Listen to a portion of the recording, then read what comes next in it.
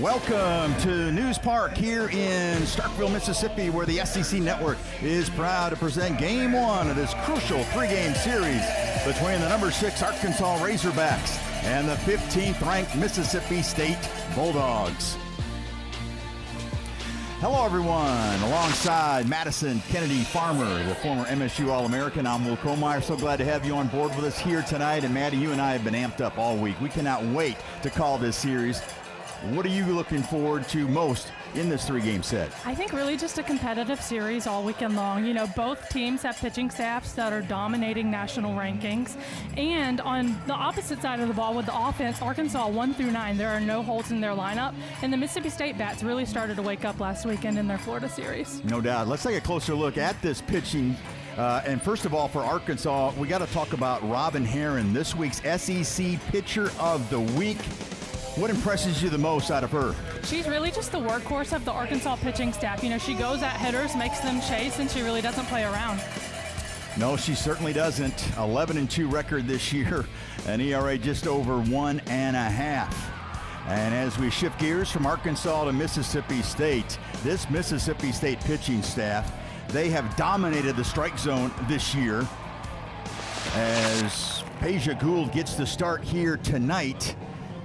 Gould, just one of the three starters that have dominated with Amon, Gould, and Faircloth. You see their numbers on the year. What impresses you the most with Peja? Yeah, from Peja this year, we've really also seen her go at hitters. You know, she gets ahead in counts and gets to work early, and she is really just a leader of the Mississippi State pitching staff.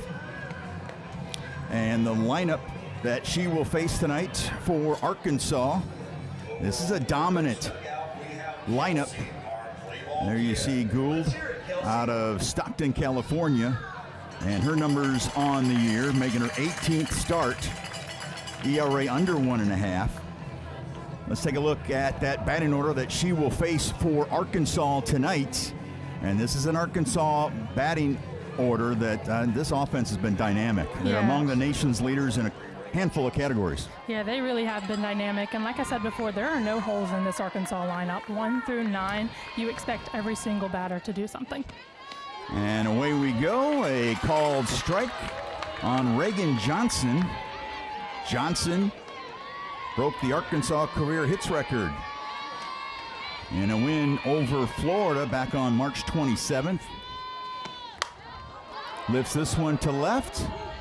Played perfectly is Morgan Bernardini, and she makes the catch, and that's how we start tonight's game. Yeah, and like I said, you know, Peja Gould really just gets to work quickly, you know.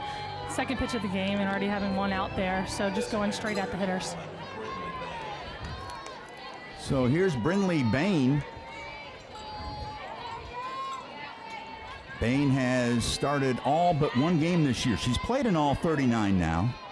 She has started in 38 of those.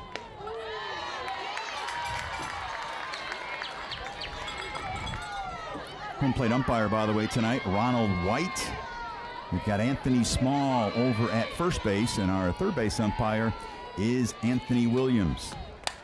Slap down the left field line. That's going to be a base hit for Bain.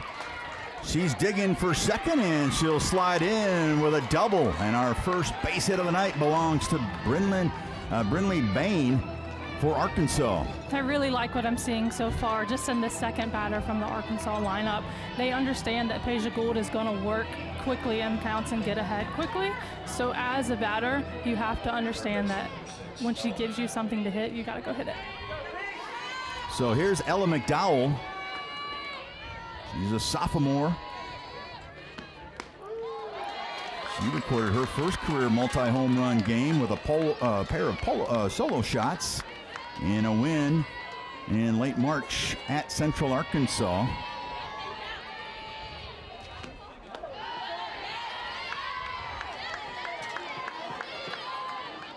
You talked about it in the open, Maddie, that there is no weak spots in this lineup. They produce 1 through 9. Yeah, they really do. And I think when you see them coming from last year, you know, they had big hitter and Bree Ellis, obviously graduating her, and that's a hole you have to fill, but they have done exceptionally well with filling that 1 through 9. And I think that is something huge just to go throughout the entirety of a season. You know, you want to have a lineup that will carry you. Line drive off the glove of Barbary. Nadia almost made a remarkable catch there.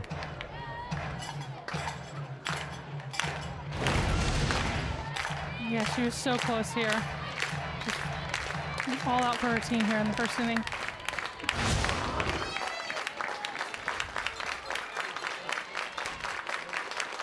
The 2-2. And a swing and a miss. First strikeout of the night for Gould. Won't be her last. No, and that was really on the inside corner there, just going tight to her body. And what I really like about that, she wasn't afraid to go back to that pitch, understanding that she just fouled one off that hard down the third base line, but going right back to it. So 2 outs for the cleanup hitter, Dakota Kennedy.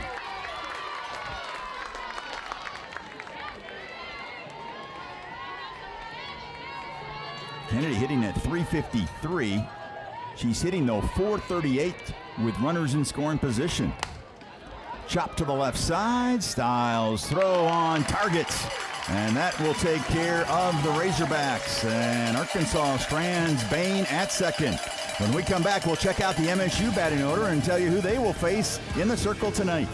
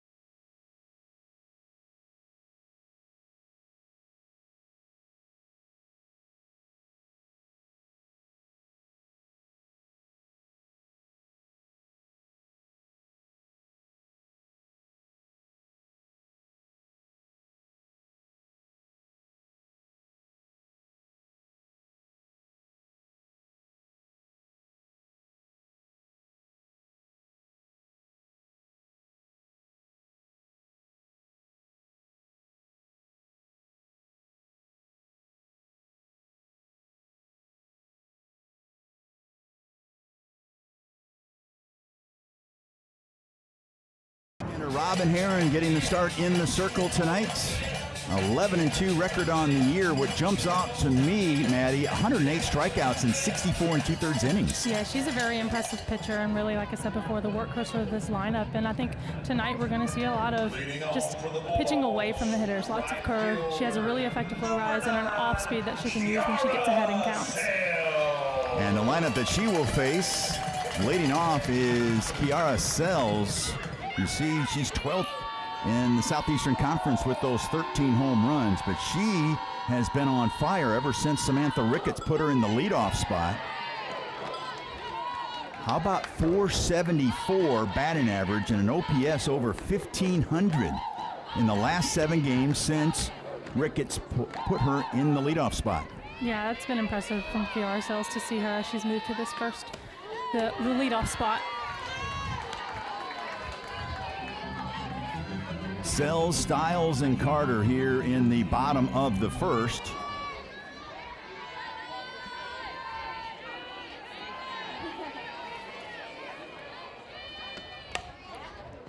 In between hop, no problem for McDowell, and that retires Sells for the first out here in the bottom of the first. Yeah, great job by Robin here and just going ahead and getting that first out there. And I think we're going to see really great defense from both sides, both teams this weekend. You know, neither of them make many mistakes, so I think we're going to see a really competitive series, both sides of the ball.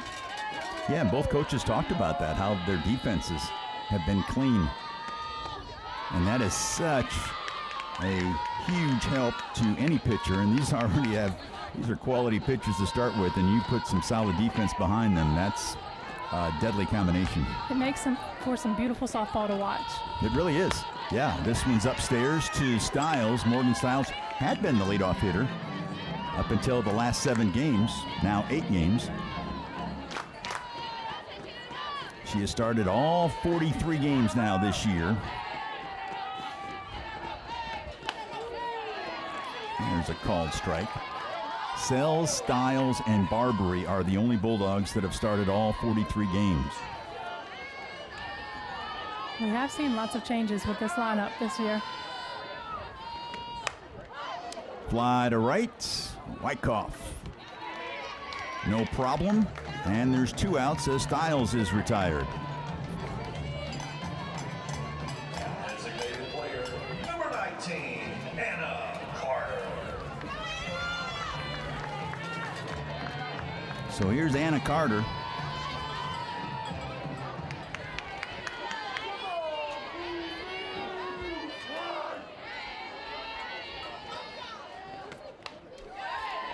Hitting .270 on the year, Maddie, but she's walked 14 times, so that on-base percentage is just south of 400 at .392. Yeah, Anna Carter is a hitter that really just has a good eye. She's going to see her pitches. She knows the zone well, and she's not going to swing out of her plan.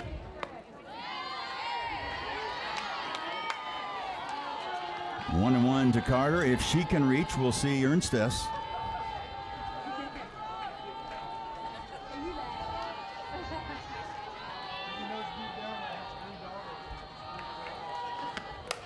Line drive the other way and a base hit by Anna Carter, and she has the first hit of the series for the Bulldogs. One thing that Anna Carter does really, really well is going oppo and taking a pitch where it's supposed to be hit. So I think this is a good matchup this weekend between Carter and Heron. You know, Heron likes to pitch away from hitters. So for Carter just to get her bat out there and take the pitch, hit the pitch where it's pitched.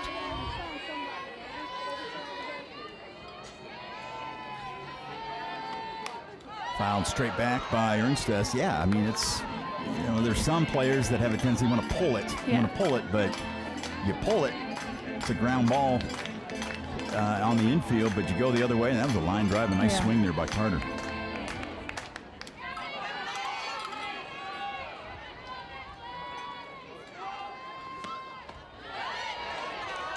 Did she commit? No. As they appealed it down to first base, Anthony Small said no. And you see Ernstes.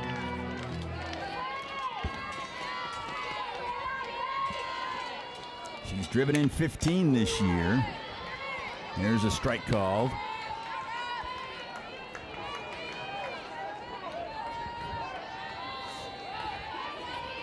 Hitting 173, but with runners on, she's hitting actually 85 points higher. And she was a big-time bat for the Bulldogs last weekend in their Florida series. And I think that's why she continues to stay in that lineup where the state bats really broke out in Game 2 at then number 5 Florida. Posted a season-high 14 hits and an SEC season-high 9 runs. Check swing popped up. Davison has it at second, and that will retire the Bulldogs. Both teams get a hit in the first inning in Strandham. We played one, no score here in Starkville.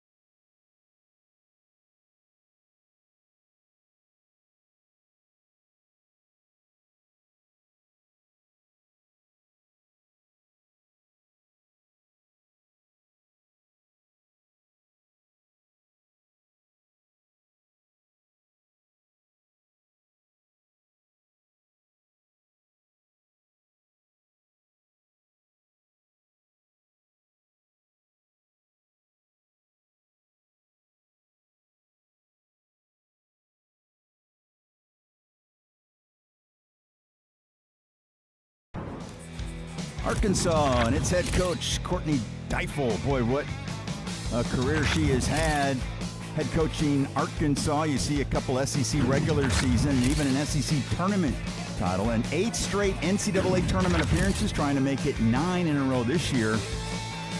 They've hosted 3 of the 4 super regionals they've been in. Yeah, she's really had an impressive program over the last few years. And I think one thing that honestly stood out to me from the call earlier this week with her, you can tell she cares a lot about her players and what she does as a coach. And I think that's a coach that you want to play for. So it's obviously showing up in the success that she's had. Boy, she was some kind of catcher back in the day, helped lead Cal to a national championship. And yeah, she talked about that balance that you're trying to find. Here's Bell leading things off, facing Gould. It's the 5, 6, and 7 hitters, Bell, Rijo, and Wyckoff. But I asked her about every weekend. It's a top 20 team that they're facing here in the SEC. There are no gimme putts. There's a one hopper to the right side. Romero slings it over, and that takes care of Bell. I said, with that whole grind, can you find some joy? And she said there is joy among this massive grind of life in the SEC. That's just part of the choice. I mean, you choose to coach in the SEC. These players chose to play in the SEC, and the grind aspect can be heavy if you don't have that joy there, and that there is the balance. That's the key. And of course, Maddie, you dealt with that here, your time here at Mississippi State. Yeah, it is absolutely something. You have to go back to that fact of you chose to be here. It's not you have to be here. And you take joy in the fact that you get to be here, because not everybody gets to have this experience. And you're in this conference for a reason. Natalia Rijo at the plate with 1 out, nobody on here in a scoreless top of the 2nd inning. Wyckoff is on deck. Rijo with an on-base percentage of over 500 to go along with that 386 batting average, and she skies this one into short right field. Romero calling for it, making the catch. She's got an assist and a put out here in the top of the 2nd.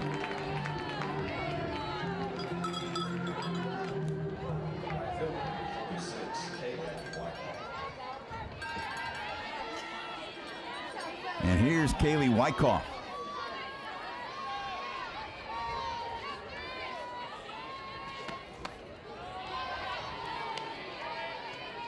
A lot of left-handed hitters in the lineup for Deifel here tonight.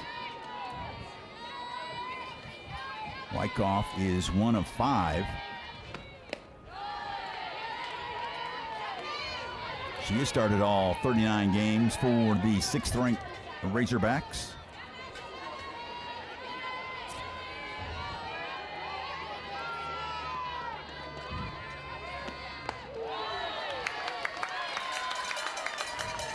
Numbers-wise, what impresses me about this Arkansas lineup is that not a single one of them in the starting lineup have a batting average below 300. You're right. I mean, 340 is the lowest batting average, folks. Popped up into short center field. Coming on is Keller, and she squeezes it. And a 1-2-3 inning for Peja Gould. We go to the bottom of the 2nd. We're looking for our first run of the night.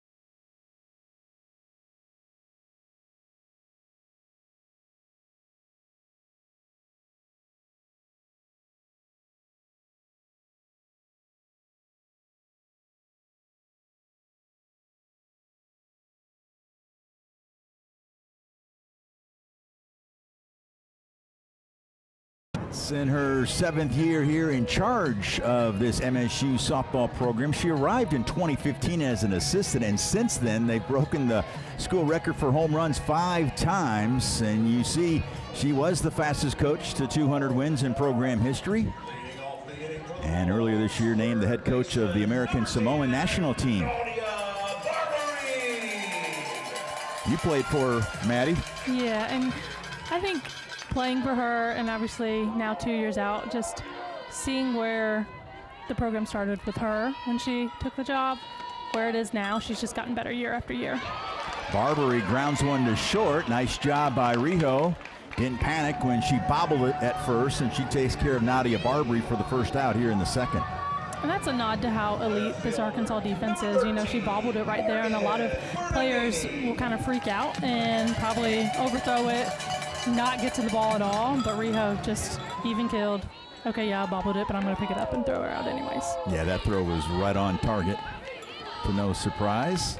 1 out, nobody on for Morgan Bernardini.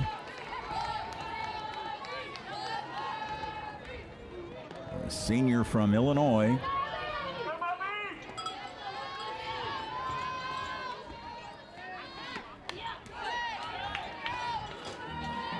Rivera will follow.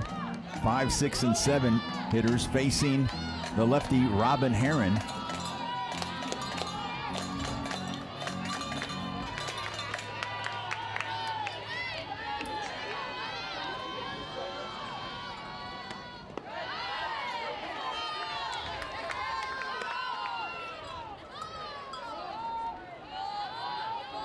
Bernardini this year with 11 extra base hits. 7 doubles, a triple, and 3 home runs. And she's got a base hit the other way with 1 out here in the bottom of the second. I think you can tell that Mississippi State has a plan, and they're sticking to it just already here.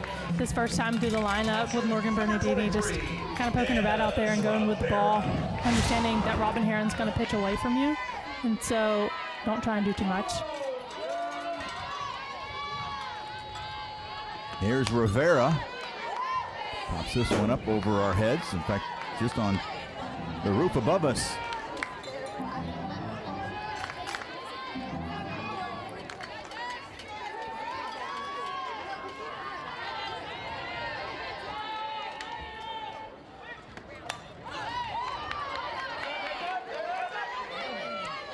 Rivera starting her 35th game of the year tonight.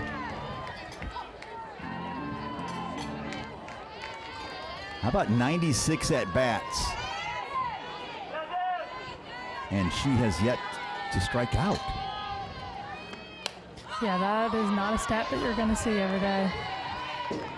And it's really impressive. Just even if she doesn't have an extremely high batting average, you understand, like, that in and of itself means that you're a successful hitter. You're getting your bat on the ball every single time, somehow, some way.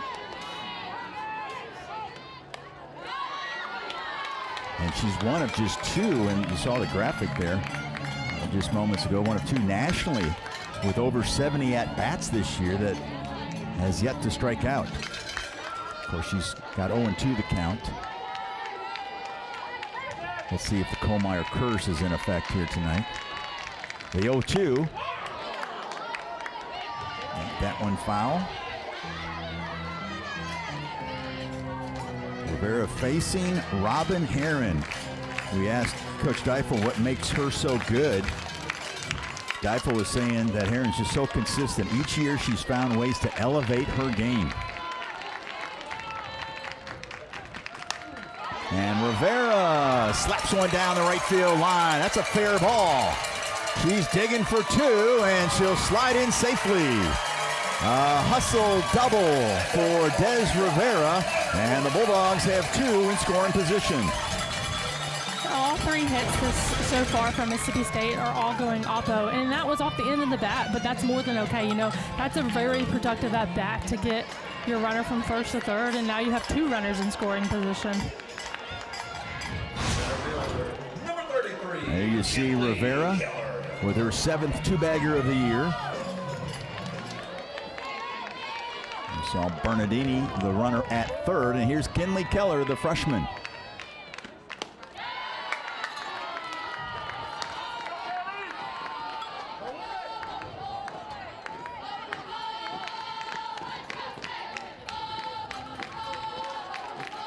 Keller this year hitting .412 with runners in scoring position.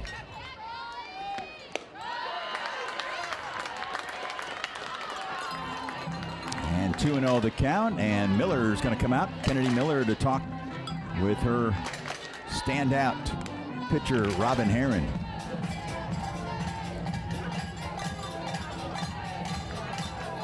Coach Eifel was talking about that elite spin that you touched on a little bit earlier, Maddie, and that her mindset is in a really good spot. She's a tremendous leader to the team and the pitching staff. Yeah, and I mean, to be successful in this league, that's what you have to have. And Robin Herron has done that exceptionally well. I mean, you talked about it, elevated her game in some way every single year. And she leads this staff in all areas. And I think having a pitcher like that you can look up to, if you're a pitcher behind her, that's only going to benefit you.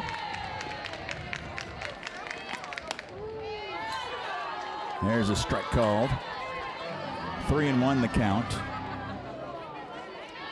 She's got a terrific strikeout to walks ratio, basically 4-1, just a little bit over 4-1.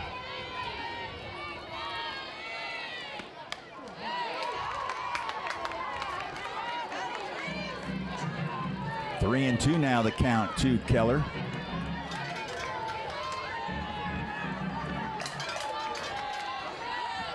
Herron coming off a 5-inning shutout performance, striking out 8 in the win against Auburn this past weekend. And there's ball 4. And Keller walks, and the bases are loaded.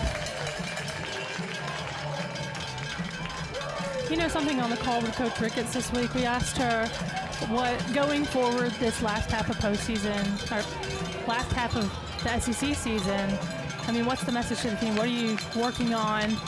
And she touched on just, having a plan and sticking to it and not waiting until the later innings to realize that the plan that you had in the first place is the one you should have been doing it all along. And so I think that they're already doing that very well this week, or in this game so far, and trying to continue that momentum that they gained at Florida last weekend. And there you see Courtney Deifel out there to talk to her star pitcher. Yeah, Ricketts was talking about to be a little more focused at the plate, and like you said, from the get-go, and try to jump on Arkansas early. Yeah, and especially in this league, it's you have to be the tone setters, no matter what team you are. I think, obviously Mississippi State has an advantage being at home, but understanding what a talented team that Arkansas is, and so you have to put your best foot forward every single day and every single pitch and not take a pitch off. Well, Ricketts has to love the way this one has started, and Romero coming to the plate with only one out and the bases loaded, and she watches this one miss. 1-0 the count to Romero. The bases are juiced. They're full of Bulldogs. Mississippi State trying to score first here in game 1 of this key 3-game series.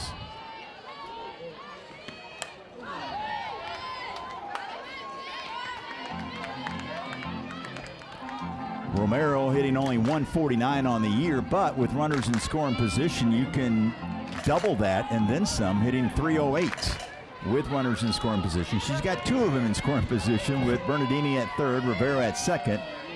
Keller is your runner at first. That's upstairs, 2-1.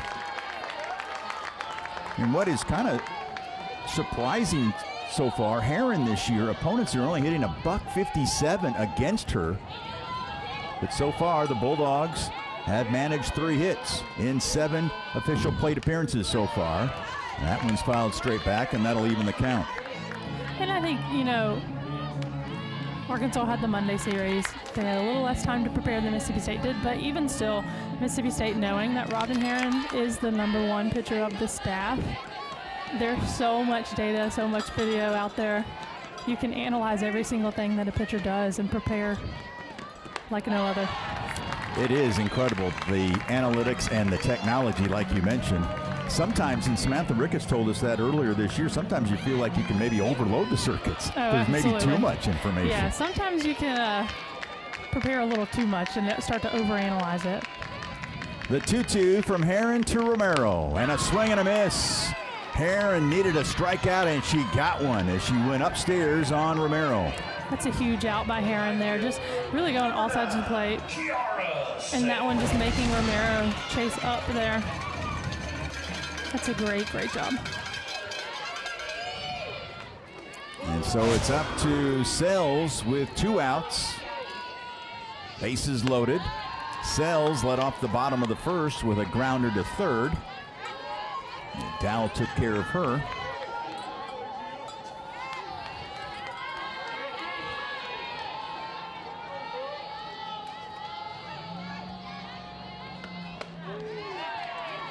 There's a strike called.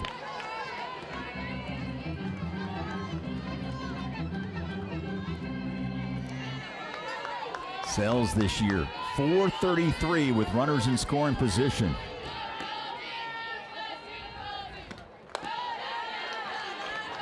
And that's now 2-1 the count. That pitch upstairs.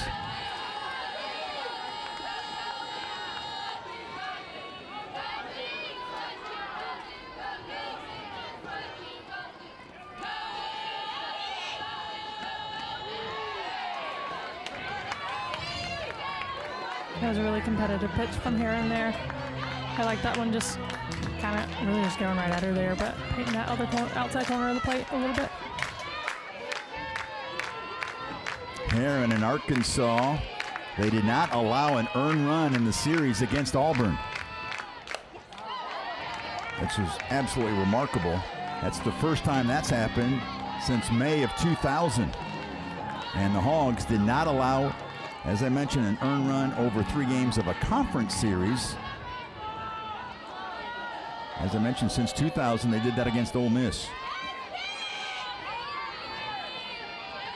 Bulldogs trying to get an earned run here, and not this inning as the Bulldogs get the bases loaded, but then Heron says, not this time. A couple of strikeouts to end the inning. Some clutch pitching there by Heron. And this is really just a huge out here. I mean, that's for Mississippi State. You know, you want to get those runners in, but a great job by Arkansas there, and Heron just going straight at the hitters.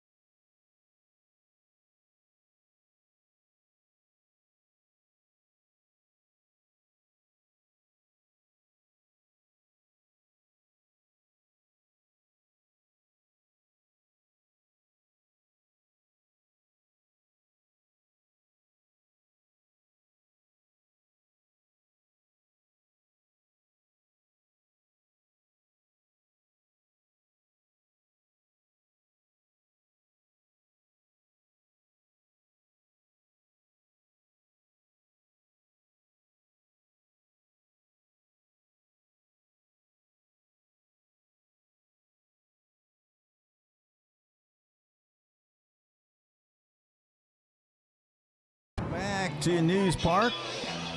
A little bit of a race in between innings. Arkansas and Mississippi State trying to race their way to postseason play. Both appeared to be headed that way. There's the SEC Series recap for Arkansas. They took the series against number 12, Georgia. You saw them losing the second series. First pitch from Gould here in the top of the third to Kennedy Miller is a ball, 1-0 the count. came back and won the last 2 series against Florida and then Auburn.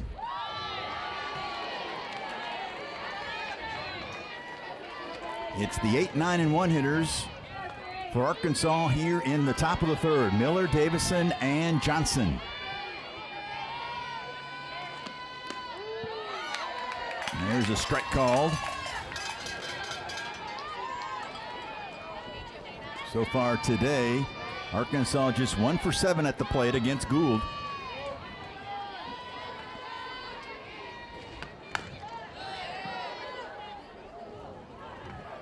I think something to note, we were just looking at the first half of Arkansas's SEC schedule.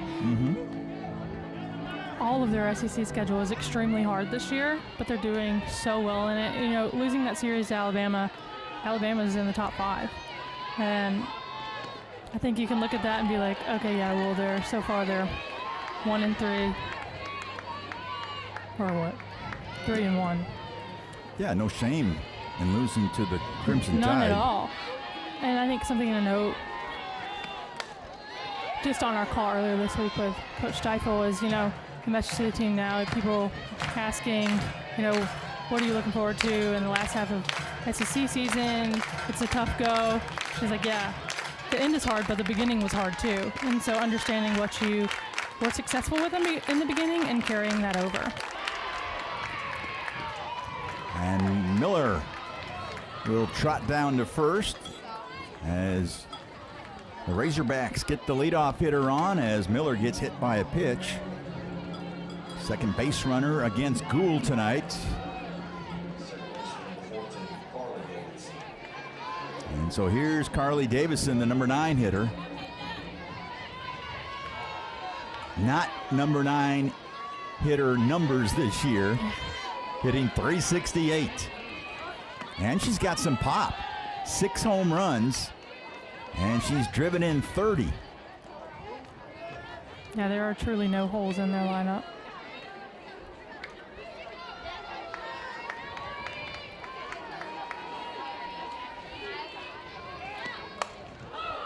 Yanked, foul. Ahead of that offering. You see some activity in the Bulldogs bullpen.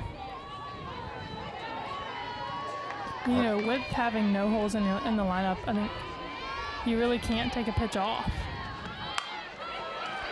Nicely done. Barbary over to Romero covering the bag, and a successful sacrifice for Davison. And Arkansas has got a runner in scoring position with only 1 out. Yeah, I think everything in this game, I mean, you're going to take what you can get, and so bunting runners over even this early in the game is going to be, I think it's going to be very crucial throughout the weekend, just getting runners in scoring position no matter how you do it. You want them in scoring position. Might be seeing some more small ball. Just trying, especially, I know game 1 of a 3-game set is so crucial, but even jumping out to the lead to grab that early Absolutely. momentum. Yeah, for sure. I think sometimes it can set the tone for the entire weekend. Here's Reagan Johnson, who led off the game, flying out to left. Bernardini made the catch in foul territory. Good crowd on hand.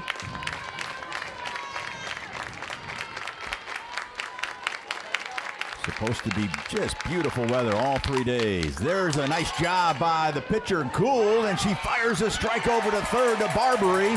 And that guns down Kennedy Miller for the 2nd out. I think they're going to go ahead and review this here.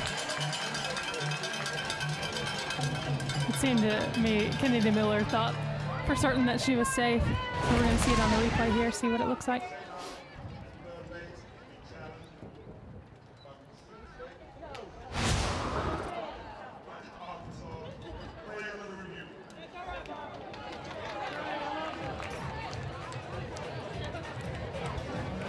So Arkansas is reviewing this play. You see Anthony Small, our first base umpire, announcing that to the crowd, and now it's just up to our friends over in Birmingham to decide whether or not Kennedy Miller was out at third or safe at third for Courtney Deifel and the Razorbacks. I think that was a smart play by Paisha Gould. One thing that you would want to see improve from that play, it kind of looked like Nadia Barbary wasn't all the way ready to receive that throw, and then also Gould, there was a split second there where she didn't kind of immediately turn and look at that runner from going from second to third. You could tell there was like a split second where she thought about it, and so going ahead and turning that way as soon as you get the ball is a crucial play, but we'll see which way it turns here. There you see Barbary talking to her teammates.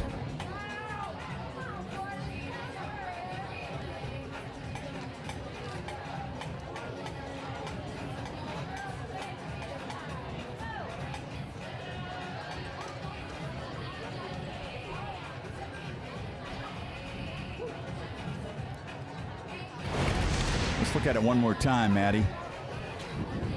Slowing it down.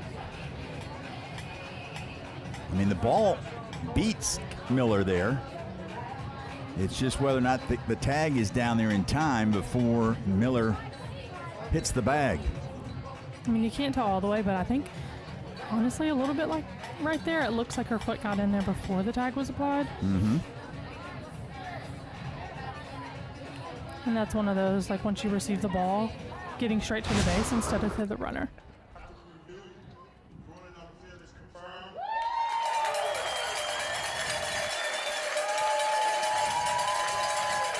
So the call gets confirmed, and Miller is out at third.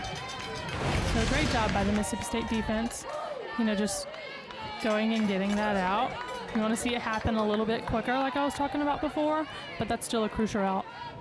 Good job by our crew, led by our director, Jacob Frost, our producer, Nikki Ariana, and the rest of our SEC Network crew. Just glad to have you on board on a Friday night here. Game one of this critical three-game series between Arkansas and Mississippi State.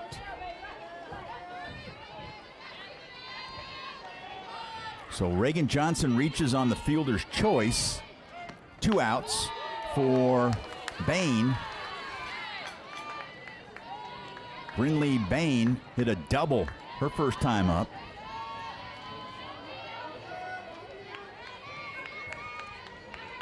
The only hit so far for the Razorbacks. There goes the runner.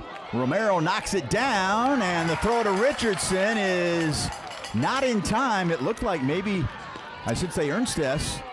Did she pull her foot away from the bag? That's what it looked like, yeah. I think when she tried to stretch there, just her foot got pulled away.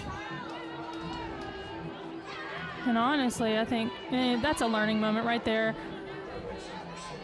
I think you really can get sped up in the game when you bobble a ball like that.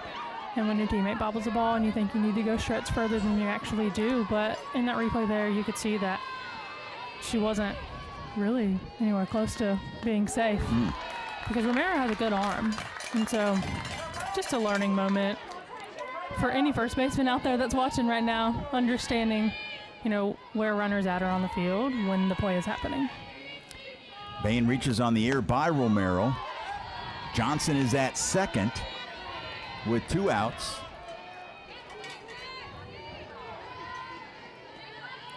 McDowell at the plate, struck out swinging her first time against Paisha Gould.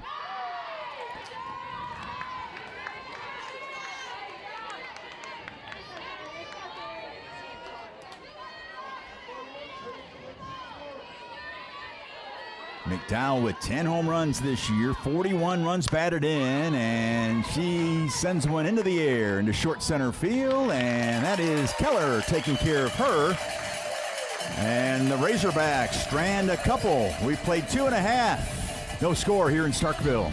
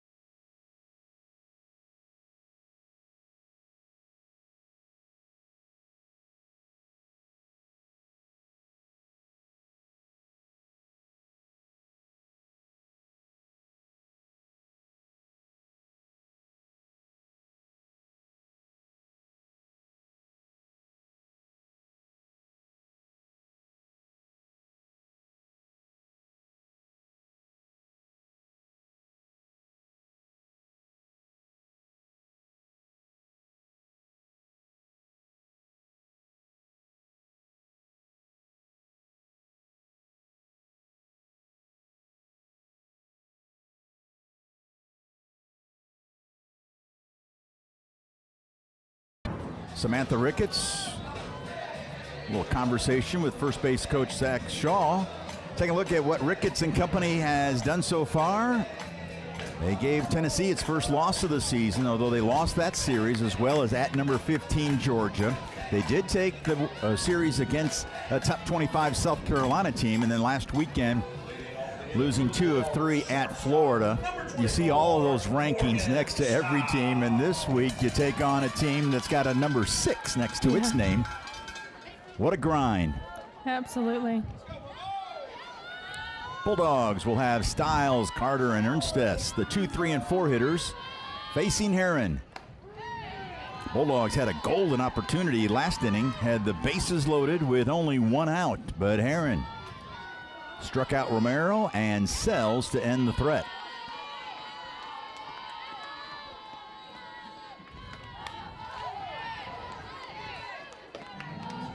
In that situation last inning that Mississippi State had with bases loaded, that was a situation that could have been kind of the turning point of the game at the start of it for Mississippi State. Just there's a possibility with one swing of the bat you could be up 4-0. And right now you're still tied at 0-0. But that was an incredible job by Robin Heron there. She started bases loaded with 1 out and then going to get 2 back-to-back outs there. That's a competitive pitcher. Yeah, she's big time, no doubt about that. And there is a strike called. And a strikeout of Stiles. That's now 3 straight strikeouts for Heron. Yeah, you almost wonder if that bases loaded kind of did something for her. Just going right at these hitters now and just mowing them down so far in these last 3 batters. I don't know, Maddie. You might have something there. I mean, she obviously hit the reset button, it looks like. Here's Carter. Got a base hit back in the first. You know, one thing, we talked about plans a little bit earlier, and both teams obviously know that their opponent has studied them to no end, and so it's who can make the adjustment faster, because plans are going to change throughout the game, especially if a team has caught on to what a pitcher is throwing earlier in the game. The pitcher's going to change their plan. And so everything in this lovely game of softball is about adjustments and who can make it the fastest. Yeah, the game within the game, if you will. Here's the 0-2. Good eye by Carter.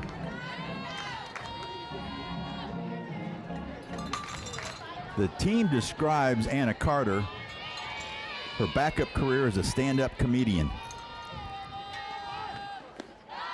And right now she watches that one go low, 2-2. Had the pleasure of emceeing part of their Diamond Club banquet, their booster club that weekend of Tennessee, and I can see why the team calls her that. That's chop foul. We'll do it again at 2-2.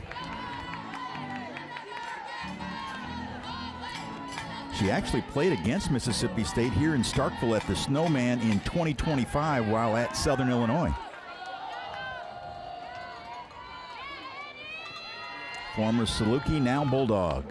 There's strike 3 called, and Heron is dealing, folks, 4 straight strikeouts. She really is. In the last 2 batters, striking out on that off speed there.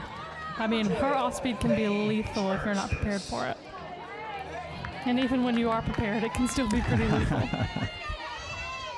I think what makes Robin Heron so good is just the unpredictability that she has as a pitcher.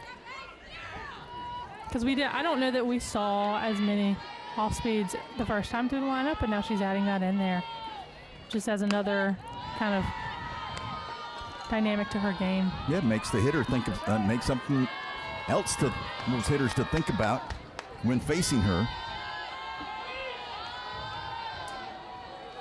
This week's SEC Pitcher of the Week, Robin Heron. And there's a strike called. She is filling up the strike zone.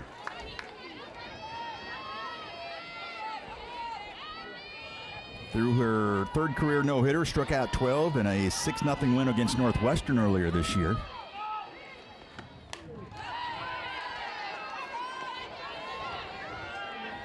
Bulldogs had 3 hits and a walk in the first 8 batters that faced Heron. Since then, strikeout, strikeout, strikeout, strikeout. You can say an adjustment has been made. I believe that's correct. And now it's Mississippi State's turn to see if they can make an adjustment right back.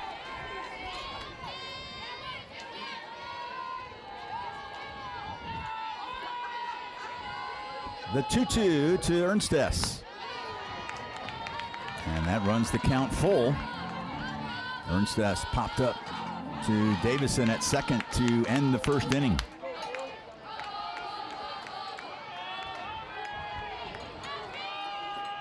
Can Herron strike out the side? Yes, she does. She strikes out the side. She has struck out the last 5 Bulldogs that she's faced. We head to the top of the 4th. It'll be the 4, 5, and 6 hitters coming up for Arkansas. Herron's putting on a show. She sure is. Well, an off speed there to strike out Styles. Another one with Carter. And here with Ernstes, just going right at him.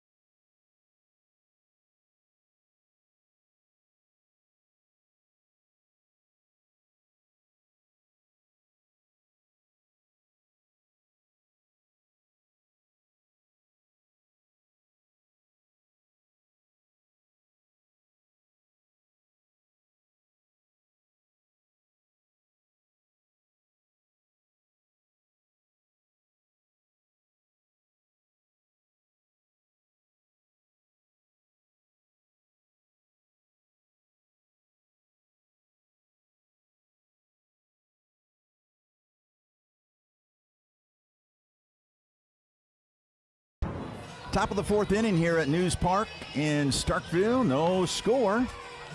We talked about the crowd. Pretty good crowd on a Friday early evening. 5 o'clock start here locally.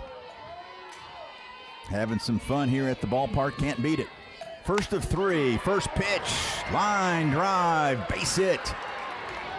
How about that plate appearance by Kennedy?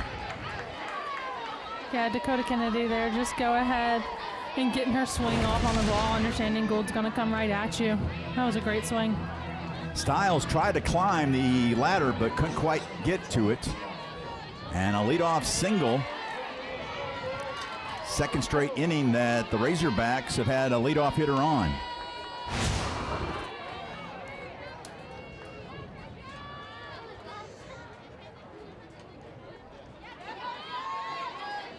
Kiana Bell stepping in.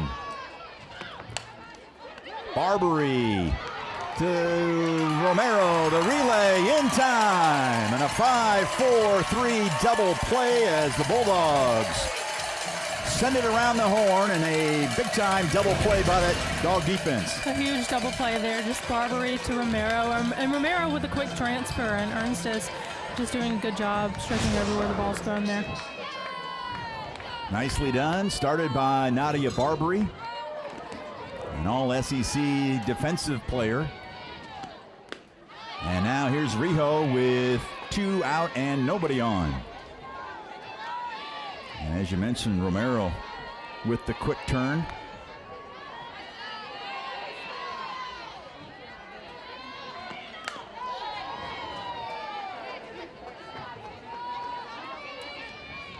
Will Comey alongside the former Mississippi State All-American, Madison Kennedy Farmer. We talked about it that we were going to be in for a treat, not only tonight, but this 3-game series, Maddie. Yeah, I think it's going to be an exciting series to watch, and already it's kind of been pretty eventful. I mean, you can look at the score and say nothing's really happened, but there's been some things. You know, it's teetered right on the edge of something big could have happened, but both of these teams are very competitive and very good at what they do. And so they don't take a pitch off, don't take anything for granted. They just play great softball. Gould trying to finish Rijo, and a good eye by Rijo makes it a full count. Gould wanted that one.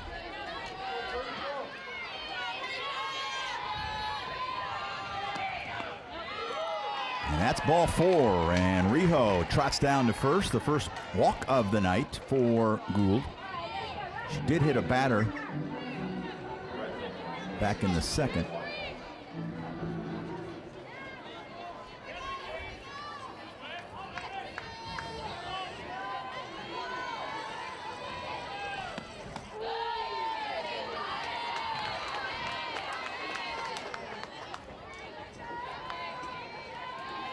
This is Kaylee Wyckoff.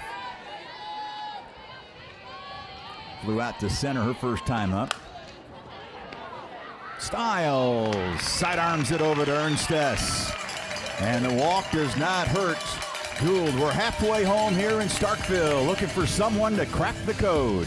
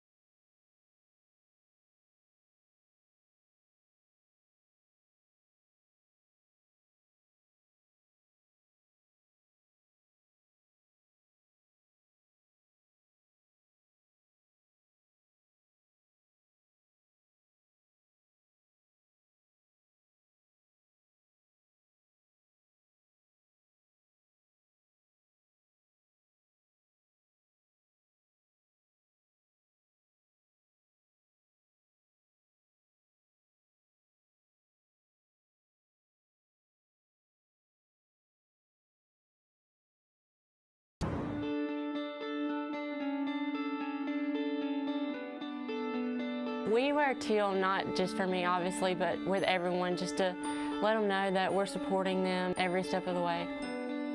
Just getting it out there and just getting it known in the world that this is something that not only me, but a bunch of people have to deal with. So it's awesome just to know that they're rallying behind me and everyone else. Baseman, number 8, Claudia Barber. Tomorrow is a big day. All 15 SEC schools would join together and wear teal or teal accents as the entire league recognizes the impact of Alex Wilcox on the softball community nationwide and her fight against ovarian cancer.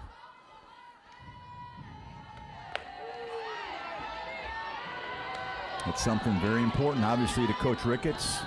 Usually coaches tell us, maybe a 30-second answer. She talked for almost 5 minutes about this whole deal, all in for Alex. Something very close to her heart. Member of the 2018 Mississippi State softball team. And we talk about an inspiring story. Barbary yanks this one. Will it stay in play? Nope. Just gets out of play. And a foul ball for Barbary.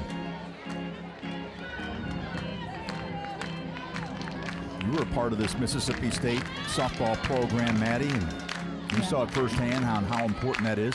Absolutely. And, I never got to play with Alex directly. I did play with her sister, but even just the impact that she has continued to leave on this program year after year, even with, obviously there are no players left in the Mississippi State program that ever played with Alex, but continuing to carry her spirit as the program goes on.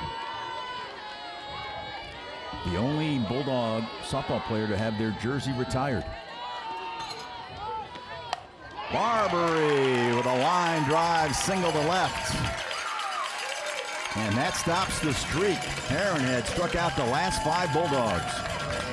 Yeah, really anything works there. I think Maddie Barbary doing a good job there, just going out, reaching for it a little bit. You can kind of see her poke her bat out there, but even still getting it through the infield there with a nice line drive. And doing something different from her teammates before. And like I said earlier, adjustment, adjustment, adjustment. That's what it's going to be. Uh-oh. And our home plate umpire, Ronald White, is getting looked at. Maybe an ankle? Limping. And you see training staff trying to help. You see Samantha Ricketts on the left. There's Tyler Bratton, the longtime associate head coach here at Mississippi State, on the right side of your screen.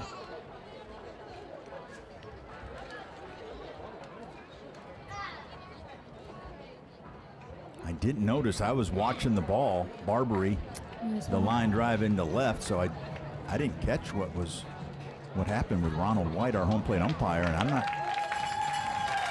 He's going to try to walk it off. You can see it's smarting.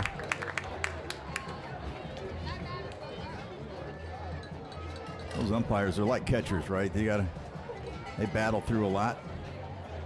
Yeah, I think we can forget about them sometimes, but they're a part of the game too. Mm-hmm.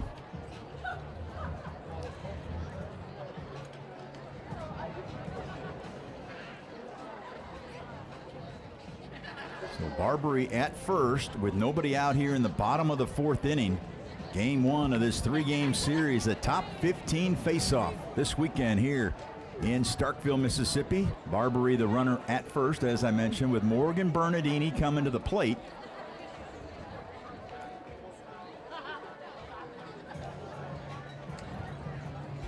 And we have no official word. Of course, we've seen it before with an umpire that is injured and they end up just playing with 2 umpires. Yeah.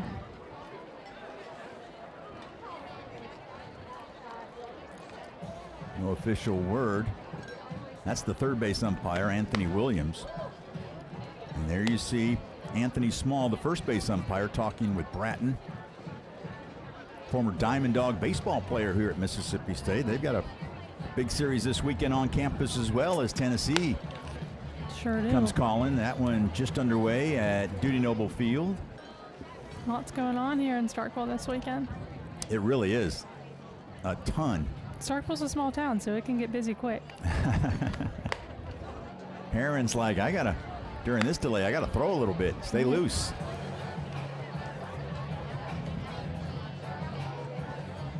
As we're still waiting on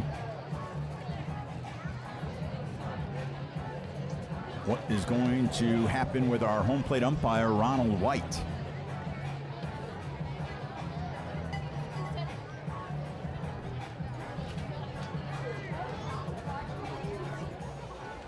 There you see, it's alumni weekend this weekend as well. It is. And that's a big deal here at Mississippi State, like it is at all of the schools in the SEC. And Coach Ricketts, was expecting the biggest crowd to be tomorrow. Yeah. Out there in the outfield. Yeah, and I think, as an alumni myself, I think just under what Mississippi State softball has done for alumni weekend year after year, and I think this year they're upping it a little bit more too, just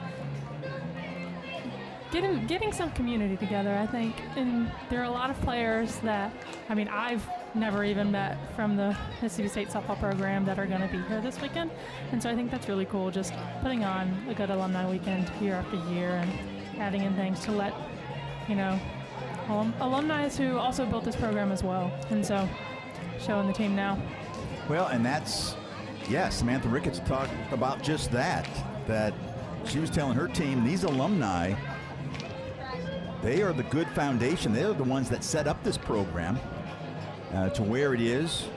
And Samantha Ricketts was telling us that she expects 60-plus alumni to be on hand this weekend on the annual Alumni Weekend. Yeah, I must say I'm excited for the little alumni brunch tomorrow. Yes. I must say. Do you know what's on the menu? I don't. I bet it'll be good, whatever it is. Sure. And you see Coach Ricketts talking with Bernardini and some of the others. And one thing, just as alumni weekends, and I'm certain all schools probably do one, but it's just so nice to see your friends that you even played with. You're with each other every single day, all the time, and then one day it just stops. And so alumni weekend allows you to relive that for a second. Well, Ronald White is back, and he's got a smile on his face. And it looks like he is going to try to hang in there. Anthony Small making sure that he's good to go. Of course, there's always the option, they'll all switch around this crew all weekend long, have somebody else will be behind the plate, obviously. They just rotate. So that's also a possibility if you want to just put somebody else, because obviously if you got an ankle or something, a leg issue, and you're at the home plate umpire, you're going to be putting some pressure on that. You could, but also I think home plate would probably be the best scenario for that's that true. to happen. Just if you're in the field, you got to run.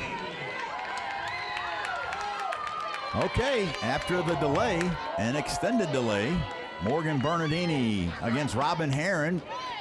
Try to bunt and try to get the runner Barbary at second with only one out, but bunted it foul. Coach Ricketts was talking about that. Got to do the small things this weekend as well. Bunting, hitting behind the runner. Absolutely, and you have the opportunity for that. Both of those things with this setup right now, but it all really does come down to the little details and doing those right. You can't just look at the big picture itself, because there are so many little details involved in that, and if you don't get the little ones right, you won't get the big things right. Bernardini pops it up, and that is not what Coach Ricketts was looking for. So the pop up to the first baseman Bell, and there's one out, and of course Barbary's still at first.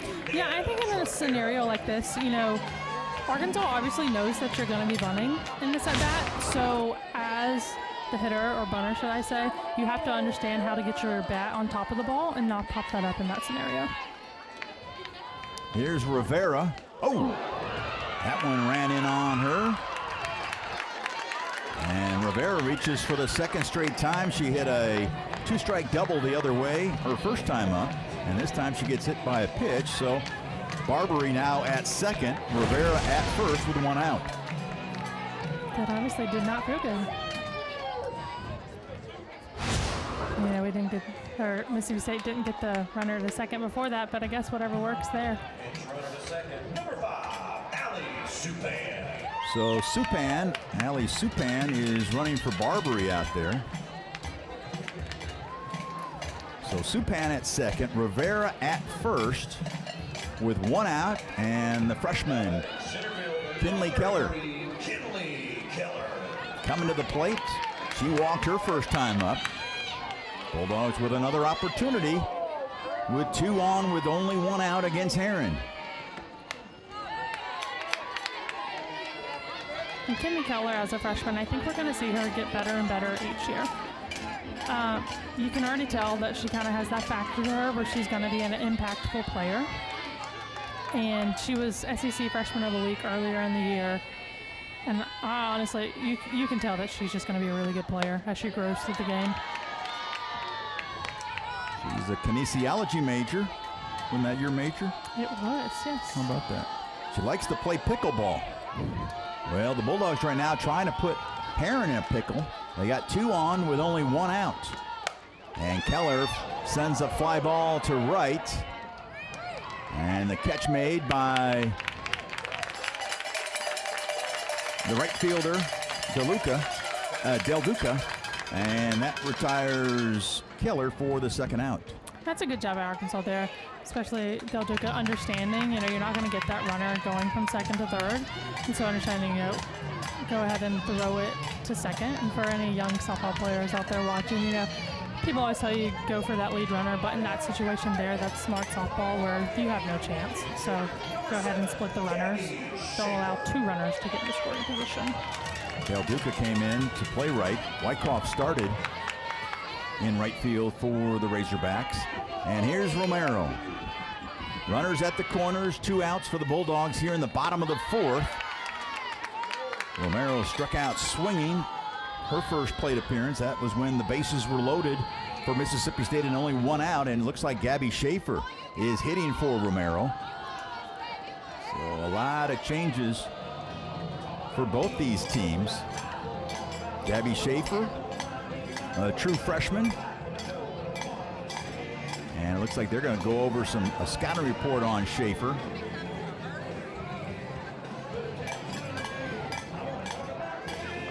Schaefer is just the 2nd player in program history from the state of New York.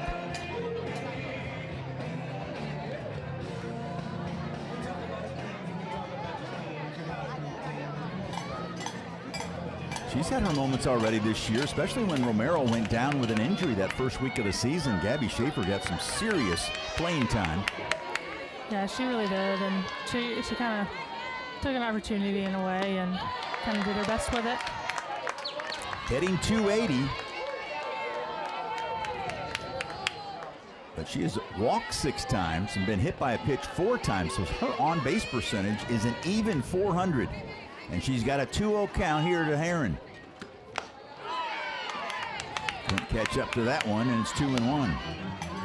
I think looking at that swing there, you can kind of tell she was, I like when hitters kind of swing their best and swing out of their shoes, but it looked like she was trying to pull a little bit, so you'd like to see a hitter go to the right side. Well, she pulled that one. And the throw by Rijo is in time, and the Bulldogs leave a couple more runners on. 4 innings in the books. We're still scoreless in Starkville.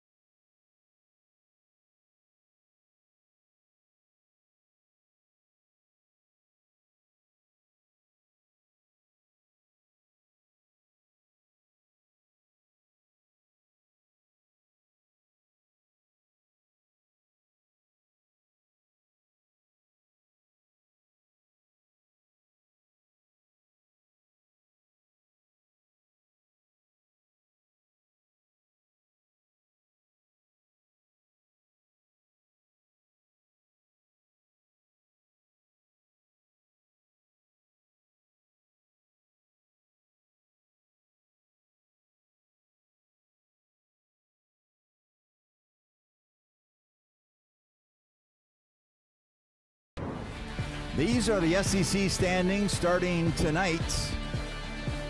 Oklahoma, to no surprise, leading the way. Bama and Texas are tied for second. All three of those teams are part of the top four in the country. You see Florida, one of those four losses last week was to Mississippi State. Arkansas and A&M tied at 8-4. You see Mississippi State at 5-7.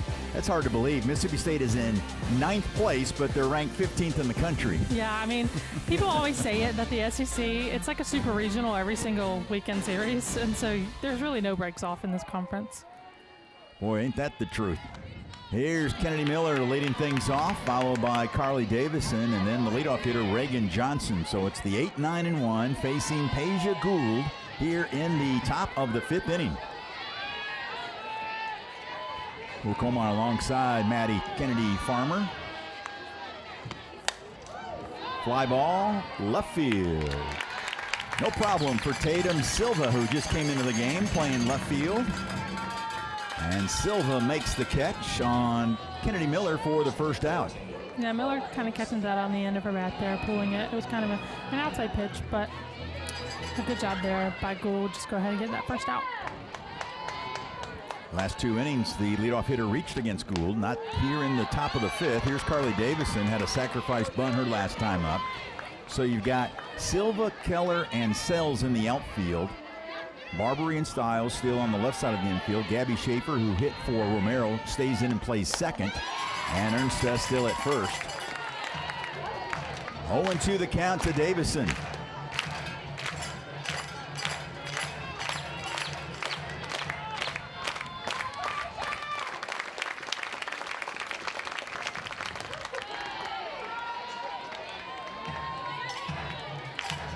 One and two the count. Gould, who pitched for Columbia at the 2025 Pan American Championships.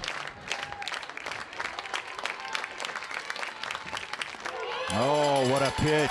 And that absolutely froze Carly Davison. And that's the second strikeout of the night for Gould. Yeah, what a pitch that was. Most of her other pitches before that, they had a significant amount of break, and that one did have break, but she slowed it down just enough before there. So 2 outs, nobody on for Reagan Johnson. Bounced into a fielder's choice her last time up. Flew out to left to start the game.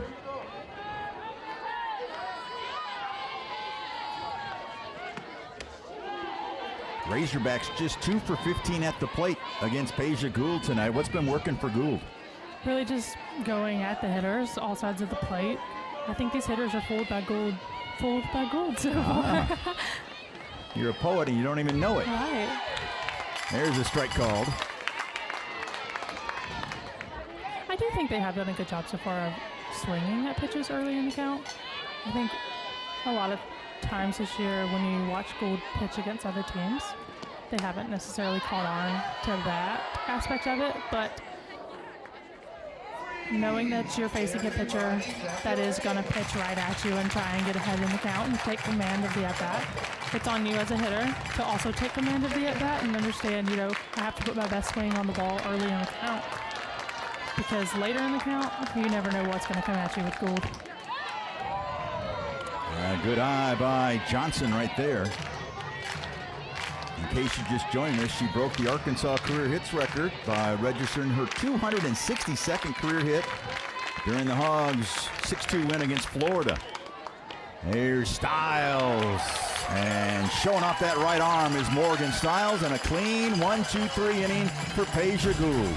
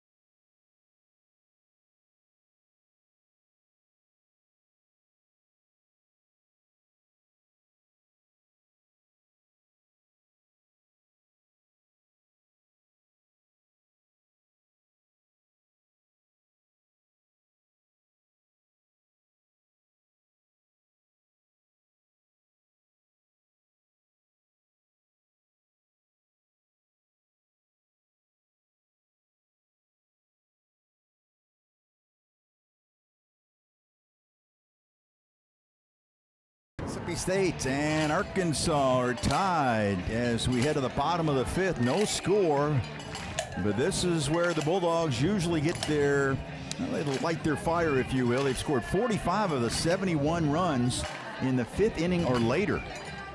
So that's a good sign for those that cheer for the maroon and white. And let's see what they can do against this week's SEC Pitcher of the Week, Robin Herron. The Bulldogs will have the top of the order, Sells, Styles, and Carter facing the southpaw.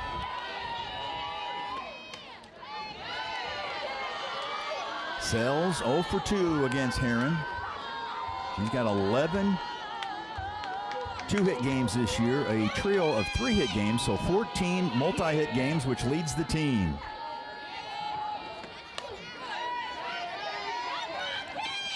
You know, now entering this 3rd time through the lineup for Mississippi State, we saw Mississippi State kind of took the upper hand on Herron the first time through the lineup.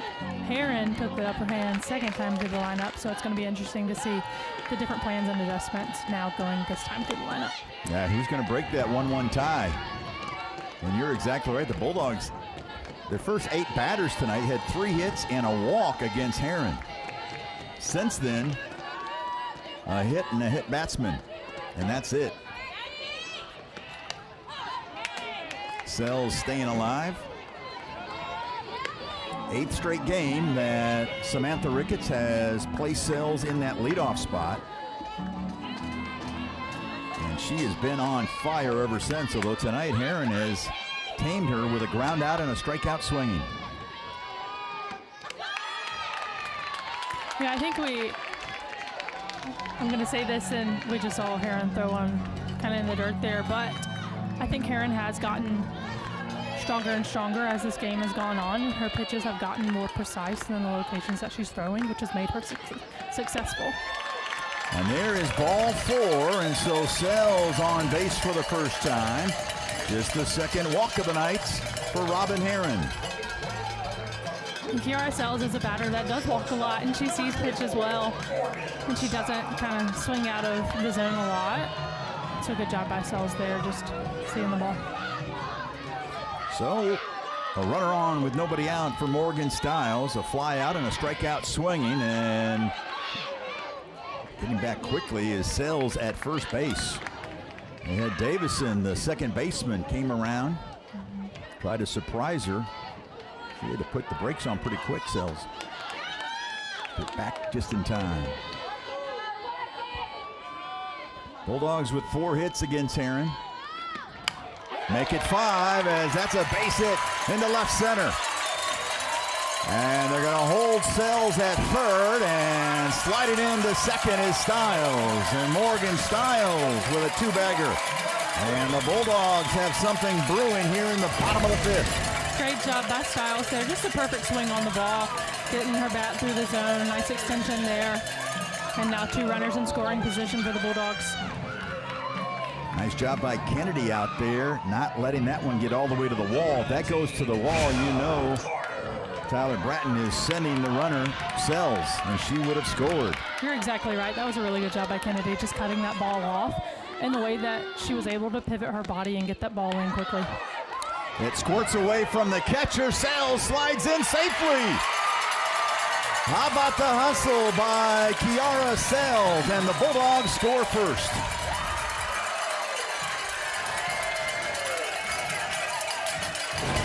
Awesome job by Kiara Sells. They're just seeing the ball get away from the catcher there and diving in there safely, get the first run on the board for the Bulldogs. That did not get away from the catcher, Miller, very far. Not at all. Sells with some giddy up. Yeah, Sells has some speed, and she always has, and just understanding her speed and knowing that she can get there. Styles moves up to 3rd.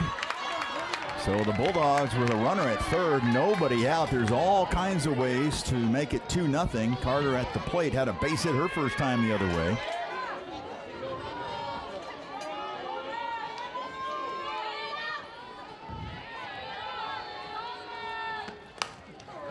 Right back to Herron. She checks the runner. Stiles has to go back to third, and that takes care of Carter for the first out.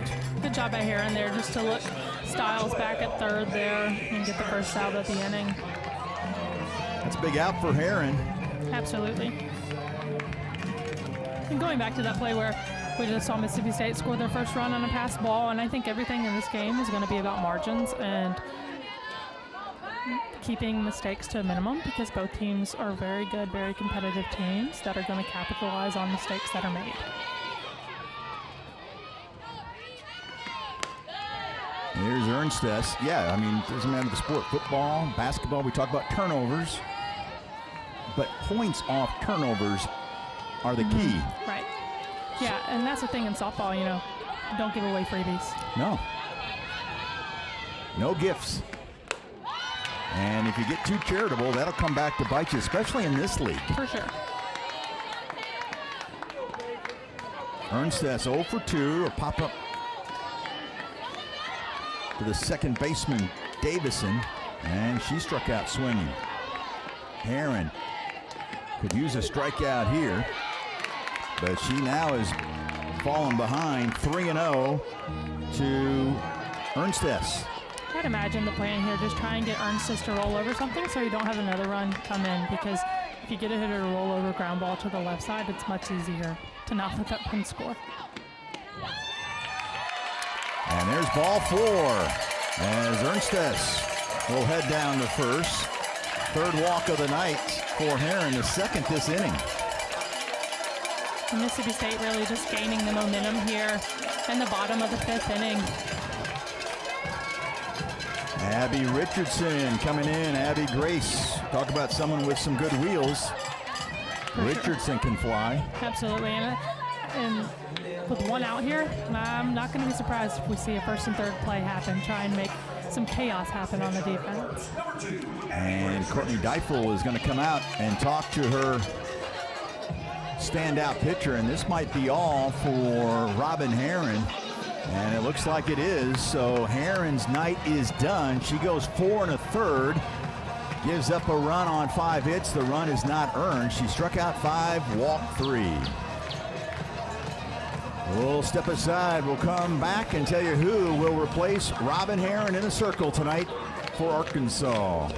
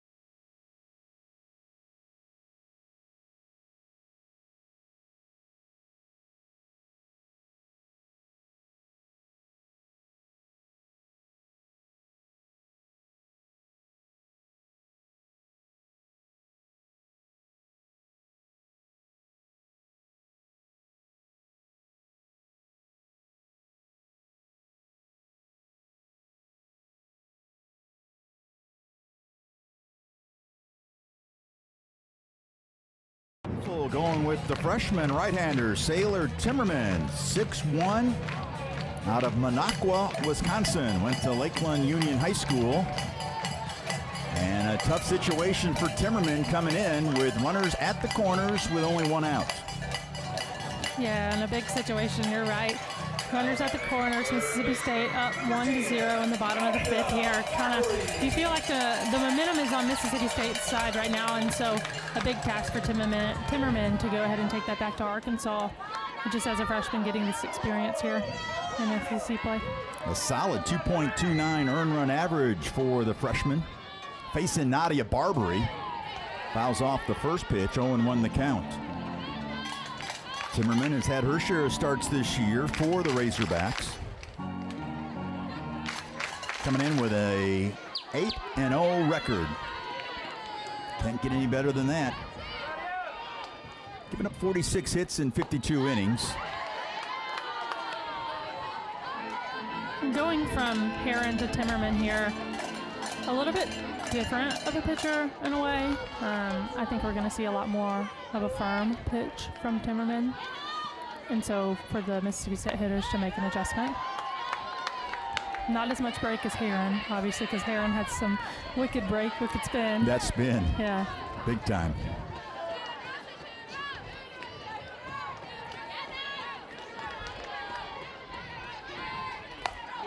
Barbary sends a baby down the left field line, foul.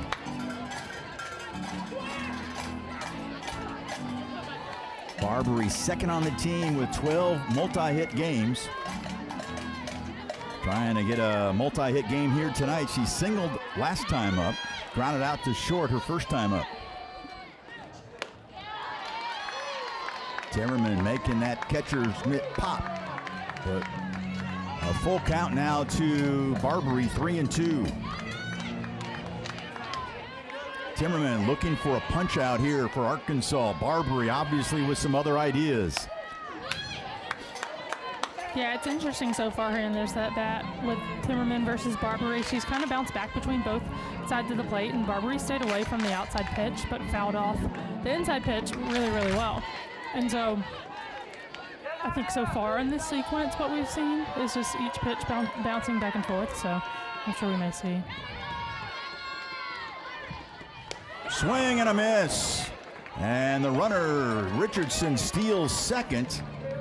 The strikeout for Timmerman on Barbary. Richardson with the steal. Now at second, Styles at third, but there's 2 outs for Bernardini. Big out for Timmerman there, getting Barbary out.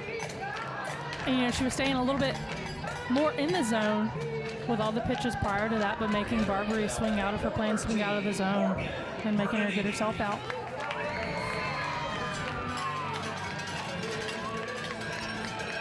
So Bernardini coming to the plate with 2 in scoring position. This year, Bernardini hitting .250 when runners are in scoring position.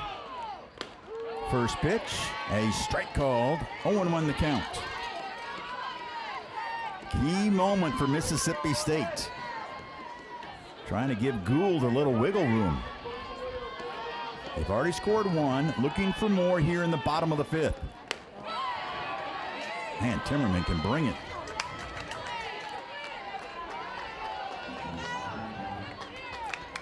And that pitch up in the zone like that seems to be fooling both batters she's faced so far. So I wouldn't be surprised if she uses it more. Yep, that's what she did. Bernardini said no thank you. She had a single her first time up, did Morgan. That was back in the second. Popped up to the first baseman, Bell, in the 4th. So Bernardini 1 for 2. That was against Heron. And this one, a bouncer up the middle. Rijo showing some range, and she guns down Bernardini. But the Bulldogs score on the pass ball and take a 1-0 lead to the 6th.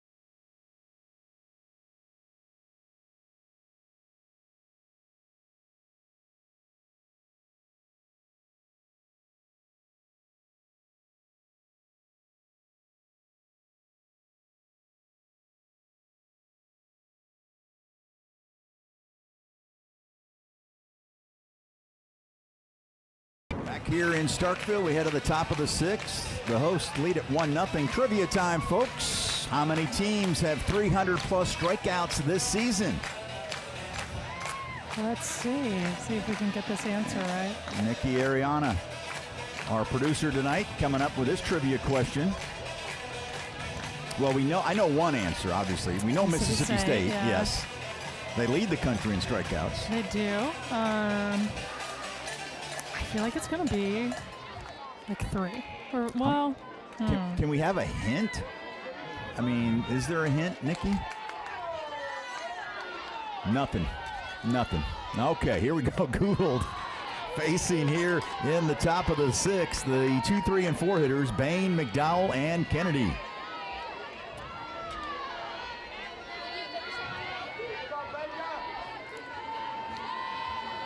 I'm gonna go with 4 as my answer. Okay. Got to give some props to Brian Ogden, the softball contact here at Mississippi State, helping out Nikki with this question. You're going with 4? I'm locking in my answer. All right. I'm going to go do the Price is Right deal. I'm going to go 5. Not the only chance I have to beat you, Maddie. Right. Go that route. 2-1 the count. We'll give you the answer after Bain gets done. And C sends one into the air. That's Kalani Sells, who just came into the game, makes the catch. And that will retire Bain for the first out here in the 6th. I redact my answer. It's 5. Because Mississippi State, I forgot to count them. Oh, my goodness. So mine was nothing but a guess. Right. And you actually gave it some thought and you figured it out. Well, Congratulations, Maddie. We'll give you that one.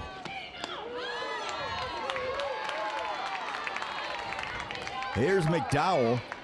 Need to set some defensive changes for Mississippi State. Richardson, who ran for Ernsteth, stays in and plays first base. So it's Bernardini, Kalani Sells, and Kinley Keller from left to right. You got Barbary and Stiles still on the left side. Schaefer, who came in a couple innings ago, playing second, and Richardson now at first, and Rivera stays at catcher. Gould, so far tonight, has allowed just 2 hits. She has 2 strikeouts and a walk. She's been tough, though, Maddie, when she gets a runner on base. 0 for 7 tonight for Arkansas when the Razorbacks do get someone on base against Gould. yeah, absolutely. It's like her competitive game picks up even more when runners get on base, and she's kind of barrels down and says, nope, I'm not going to let you get any further than where you've gotten. The 2-2. Strike 3 called on McDowell, and that's the 3rd K of the night for Peja Gould. And what a pitch from Gould there, just fooling her there with that off speed. That was an incredible pitch on the outside corner of the plate there. That was a beauty. And Rivera, a good job framing that ball there. No doubt. You got to give your catcher some love. They do a lot of work there, and they don't get any recognition half the time. No. One of the unsung heroes. The catcher position. 0-1 the count to Dakota Kennedy. She has one of the 2 hits against Peja Gould. That was leading off the 4th. Bounced to short to end the 1st. Arkansas tonight just 2 of 18 at the plate against Gould.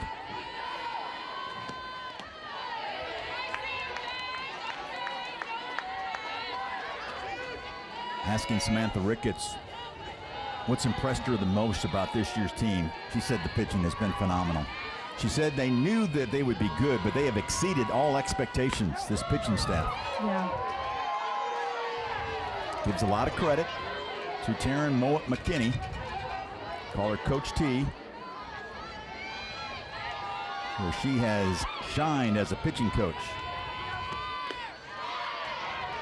There's ball 4. How about that at bat by Dakota Kennedy? Yeah, really great at bat there by Kennedy. Second walk for Gould. To finish that thought on Taryn, there you see Coach T, as they call her. Ricketts was saying she played and coached at the highest levels, and she said that Taryn was one of the most fiercely competitive pitchers she's ever seen. And here's a fly ball to right, no problem for Keller, and that takes care of Bell and the Razorbacks in the top of the 6th. Bulldogs coming to the plate looking for some insurance on a Friday night here in Starkville.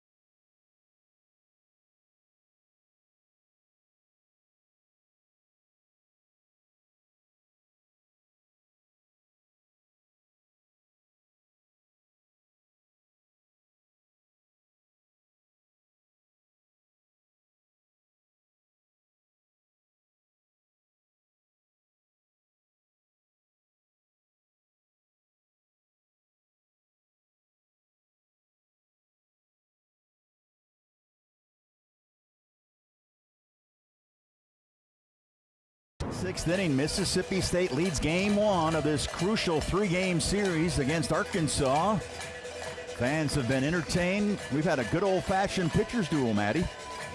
We sure have, and I think that's what we expected going into the weekend, knowing that both teams, their pitching staff, are leading the nation in multiple areas. Yeah, we knew we were going to be in for a treat. In case you just joined us, let me bring you up to speed. You see, the pitchers have dominated here tonight. Bulldogs scored their only run last inning on a pass ball. Sells hustling, sliding, just beating the tag by Miller. They had an opportunity, had runners at second and third, only one out. And Timmerman came in for Arkansas and shut the door, getting Barbary and Bernardini and keeping it a 1-run game. Rivera leading off, followed by Keller and Schaefer. 7, 8, and 9. That one's line foul. Facing Timmerman, the right-hander, a freshman out of the state of Wisconsin.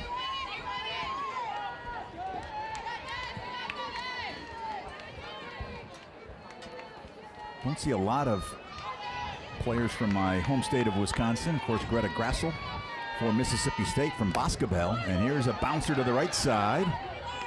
That is Davison taking care of Rivera for the first out. And that's the first time Rivera's been retired tonight. She had a double and was hit by a pitch. Yeah, I think on that swing there, she was just a little late on it. You can tell she got choked up there. And just hit a ground ball to the right side to Davison. One out, nobody on. Speaking of freshmen, here's Kinley Keller facing the freshman Timmerman. Timmerman has, I guess the Achilles heel for her has been walks this year. She's got 38 strikeouts and 29 walks in 53 innings. But she has been throwing strikes here the first 3 batters that she's faced tonight against Mississippi State.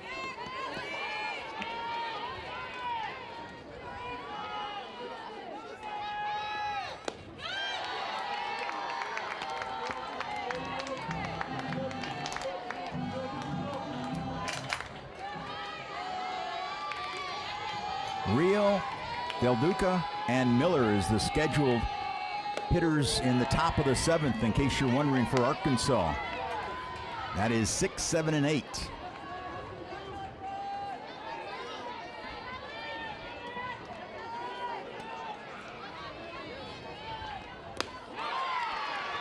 And a strikeout, another one for Timmerman, her second tonight as Keller goes down. Yeah, that was a really good pitch sequence there from Timmerman. That pitch before, it seemed like it was a little bit of an off-speed pitch, and we didn't see Keller swing at it, but there, just kind of going firm, low in the zone. This is Gabby Schaefer. 2 outs, nobody on for the Bulldogs.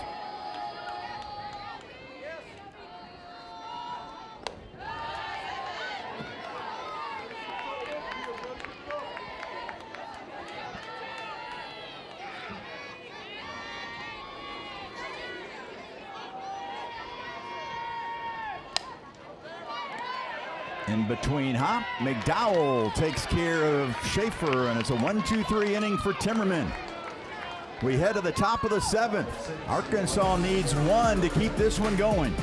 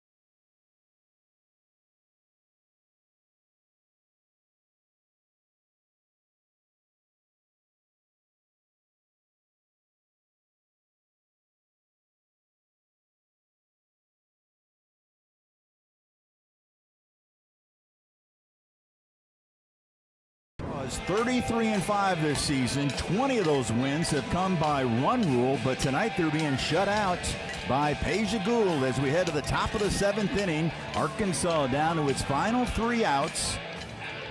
And of course, the Razorbacks coming off a sweep of Auburn last weekend by the scores of 10-0, 4-0, and 4-1. And they've got great pitching again tonight, Arkansas. Just 1 run for Mississippi State and scored on a pass ball. Right, and that's what really in these games this weekend, I think that it's potential that we could see that's the way runs are scored with the great pitching that we have on both sides of the ball. Yeah, we knew we were going to be in and seeing some great pitching. And the first pitch swinging, that is Rijo. And the shortstop Styles takes care of her counterpart at short for Arkansas. Rijo for the first out. That first out, always a tough one in the last inning. For sure. And so here's Wyckoff as she re-enters. She'll hit with nobody on and 1 out. First pitch swinging to left center, drifting over and making the grab is Bernardini. And there's 2 quick outs here in the top of the 7th. Yeah, you're right. 2 quick outs here. Top of 7, I was thinking those exact words. And that's huge in the top of the 7, just with a 1-0 ball game. Making sure you do get those outs. Gould coming in with 143 strikeouts, 115 innings this year, but she really hasn't needed the strikeout tonight. Just 3 through 6 2/3. Here's Kennedy Miller trying to keep the Razorbacks' pulse. Trying to continue that heartbeat for Arkansas. They're down to their final out against Peja Gould.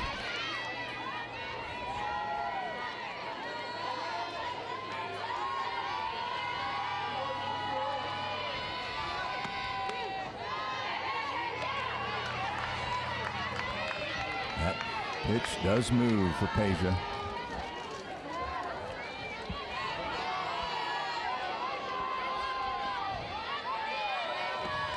Slide, stab shot by Nadia Barbary, and that'll do it for Mississippi State. As Samantha Ricketts and company takes the first game in this series, and it's the first win here in Starkville against Arkansas in 9 years. Peja Gould, she was the story tonight, Maddie. Yeah, she really was. It was all Peja Gould tonight. With her defense backing her up, of course, but really going straight at the hitters, making them. The Arkansas hitters didn't really put great swings on the ball, but great job to Peja Gould tonight. A complete game, 2-hit shutout for Peja Gould, who is now 14-6 on the season. And with that, we will wrap up our coverage here from News Park. So for Maddie Kennedy Farmer and our outstanding crew, I'm Will Kohlmeyer saying so long from Starkville. Once again, Mississippi State edges Arkansas 1-0 to take game 1 of this 3-game series. This has been a presentation of ESPN, the worldwide leader in sports. We thank you for watching. Don't forget Game 2 tomorrow on your ESPN app. Our coverage begins at 2 o'clock. But for now, I wish you a pleasant evening from Starkville.